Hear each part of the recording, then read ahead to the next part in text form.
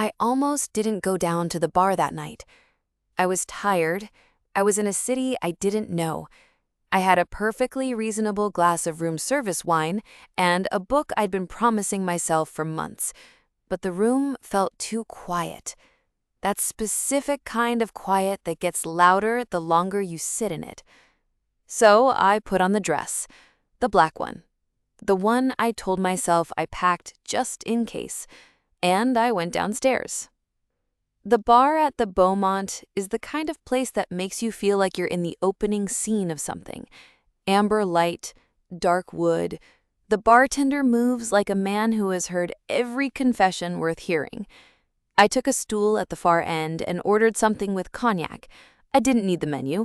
I needed to look like I belonged there. That's when I saw him.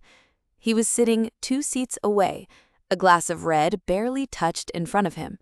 Dark jacket, open collar, a book face down on the bar, the same one I'd left upstairs. I almost laughed.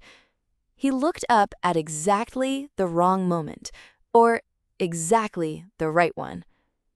His eyes were the color of deep water, patient, like he had all night and already knew how it would end. "You're staring at my book," he said. Not a question. "I have the same one, upstairs, still in the wrapper." A slow half smile. He had a voice like the room. Low, unhurried, like it cost nothing to use it. "Then maybe," he said, "you needed a better reason to open it." We talked for an hour before he moved to the seat beside me. He didn't ask permission, he just did it, the way certain people move through the world, as if space rearranges itself around them. He asked where I was from. I told him. He tilted his head and said he didn't believe me, not as an insult, as an invitation. At some point, our arms were touching on the bar. Neither of us moved away. He had this way of listening, completely still, looking directly at me, that made me feel like the most interesting person in any room I'd ever been in, like I was something he was trying to memorize. I caught myself watching his hands.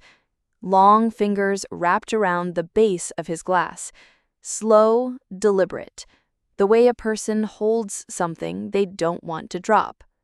I looked back up, and he was already watching me notice. "Are you always this quiet?" he asked. "No," I said. "I'm usually much more careful." He stood when I stood, as if we'd agreed on something without speaking. We walked to the elevator together. The door opened. We stepped inside.